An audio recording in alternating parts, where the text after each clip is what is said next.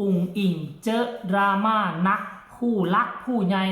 กระโดดปกป้องผู้เป็นน้องคือธิดาลาวจะหู้หรือบ่นะว่าเอ้ยกำลังเจอปัญหาในคอมเมนต์สบายดี FC แฟนคลับทุกทานมาพบมาพ่อกันคลิปนี้เป็นเรื่องเล่าข้อมูลข่าวสารของศิลปินโด่งศิลปินดังจากฝากฟังหนองคูหรือว่าศิลปินตัวท็อปนัมเบอร์หนึ่งของวงสาวน้อยเพชรบ้านแพงซื้อมาทุกคนก็คงจะหู้ดีโดยเฉพาะ FC แฟนคลับของน้องธิดาลาวก็ถือว่าอุ๋งอิงเป็นผู้มีพระคุณอุ๋งอิงคือไอดอลคือต้นแบบของน้องธิดาลาวพยายามเดินตามหลังเนาะขอให้ได้จักเสี้ยวหนึ่งของก็ยังดี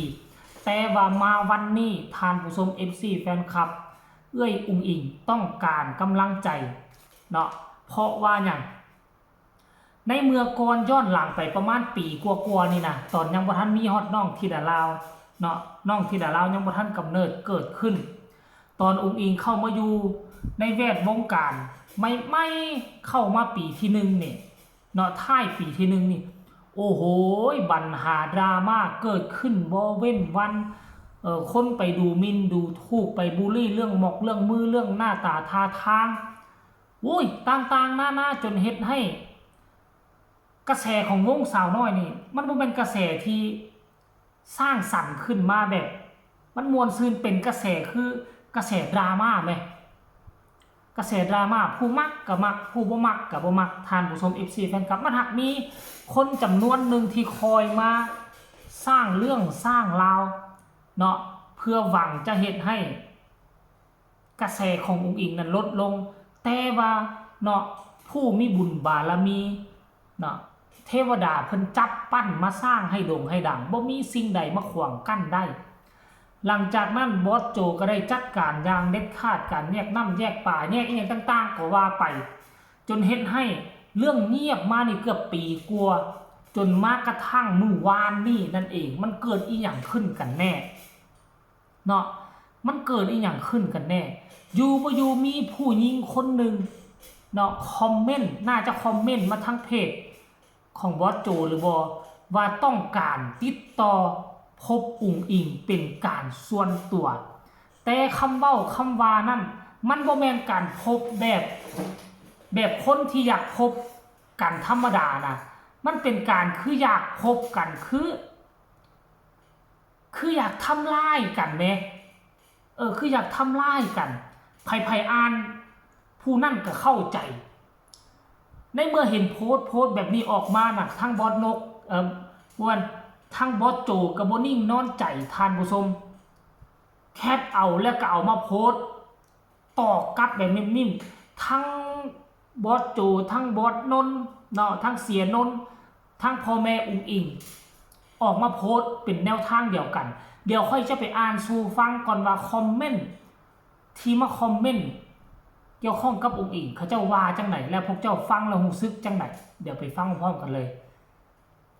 คอมเมนต์นี่เพิ่นบอกว่าอีอุ๋งอิงสาวน้อยเพชรบ้านแพงสวมรอยเป็นคนนั่นคนนี่เบิ่งดังฮันตี้ว่าซั่นเด้สโตกหน้าอุ๋งอิงมันยังไงอิงแน่ว่าซั่นเด้อีอุ๋งอิงแน่ว่าซั่นแล้วก็ยังบ่พอได้มาคอมเมนต์ขึ้นว่าแรงผลักดันที่ดีที่สุดคือกำลังใจว่าซั่นเด้บ่ว่าอาชีพใดๆขาดซึ่งกำลังใจก็ยากที่สิไปต่อหลังจากได้ยินแบบนี้เห็นคอมเมนต์แบบนี้บอสนกขออภัยคิดว่าบอสนกเสียงคนบอสโจแห่งวงสาวน้อยเพชรบ้านแพงก็ออกมาเป็นคนแรกเลยลงเวทีพึ่งมาเห็นโพสต์นี่อีภาคว่าสั้นลูกตูไปเฮ็ดยังให้รึงโอ้โหนักประโยคเดียวจอดต่อมาเสียนนท์บ่เนี่ยเสียนนท์ก็ออกโรงคือกันบ่เต็มบาทแท้ๆอีภาคนี่ว่าซั่นเด้ ต่อมาพ่อแม่องค์หญิงจะเป็นพ่อเอกแม่หน่อยแหละเนาะพ่อเอกแม่หน่อยนี่เปิดหน้าซนเลยพ่อเอกแม่หน่อยเปิดหน้าซนเลยเห็นหน้าซัดๆเป็นผู้หญิงท่านผู้ชมเป็นผู้หญิงหน้าตาสะสวยดีเนาะว่าแล้วว่าเป็นแบบนั้นท่านผู้ชมหมายความว่าแบบใดว่าสันได้บ่นี่แม่หน่อยกับโพสหมายความว่าแบบใดขึ้นเติมโอ้โหท่านผู้ชม FC แฟนคลับมันบ่เป็นเรื่องปกติแล้วนี่มันคือมาหาเรื่องกันนะมาหาเรื่องกันแต่มีสิ่งหนึ่งที่อุ้งอิงเฮ็ดได้ดีนะมีสิ่งหนึ่งอุ้งอิงเฮ็ดได้ดีนั่นก็คือตั้งแต่มาอยู่ใหม่ๆบ่ว่าจะเจอประเด็นดราม่าอีหยังฟังหูนี่ก็ทะลุหูนี่เนาะน้องจับบ่ลิ้นบ่จับมือถือบ่จับโทรศัพท์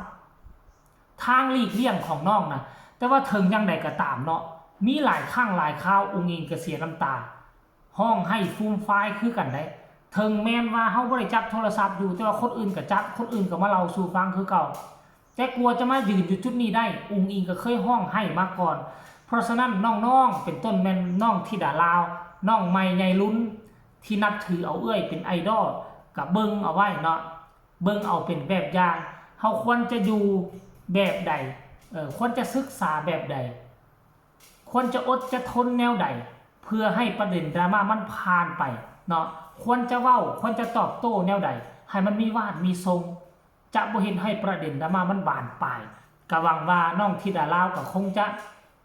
สังเกตมาดนแล้วแหละจึงยกเอาอุ้งอิงเป็นไอดอลนั่นน่ะเนาะคำว่าน้องธิดาลาวเห็นแล้วหรือว่า FC แฟนคลับของธิดาลาวเห็นก็ส่งข่าวไปหาเอื้อยอุ้งอิงเด้อตอนนี้คือต้องการกำลังใจที่สุดว่าซั่นเด้ท่านผู้ชม FC แฟนคลับขนาดยังบ่ทันเจอพอการใช้ได้เดี๋ยวจะมีพอการใช้ก็สิออกมาเติมเดี๋ยวก็สิมีทั้งพออย่างก็พอยุดเดี๋ยวเจอพอยุดเจอพอการใช้ยังจะนักหน่วงกว่านี้ท่านผู้ชม FC แฟนคลับคันว่าบ่มักก็จะสู้มาเบิ่งเนาะขั้นก่อนแล้วนี่ว่ามีความจริงใจแต่ว่าคำเว้าคำว่าอยู่ในโพสต์อยู่ในคอมเมนต์นั่นมันบ่หมายความว่าเจ้าจริงใจแล้วคือมันเจ้าท่าทายเนาะใส่คำว่าอีนี่เนาะวัฒนธรรมไทยบ่ได้สอนให้เว้าแบบนี้ได้ท่านผู้ชมเว้ยเนาะในเจ้าใส่คำว่าอีนำหน้านั่นหมายความว่าเจตนาเจ้าบ่ดีเดี๋ยวเจ้าเจอ FC แฟนคลับอุ้งอิงถล่มกลับเดี๋ยวเจ้าจะมุดดินหนีบ่ทันท่านผู้ชม FC แฟนคลับใครเห็นคลิปนี้แล้วอยากส่งกำลังแรงใจไปให้อุ้งอิงก็สามารถกดไลค์กดแชร์กดติดตามที่สำคัญจะกดข้ามโฆษณาและที่สำคัญไปกว่านั้นส่งข่าวให้กำลังใจอุ้งอิงมาได้ทางใต้คอมเมนต์สำหรับคลิปนี้ขอลาทางผู้ชมไปเพียงสำนี้ก่อนสบายดี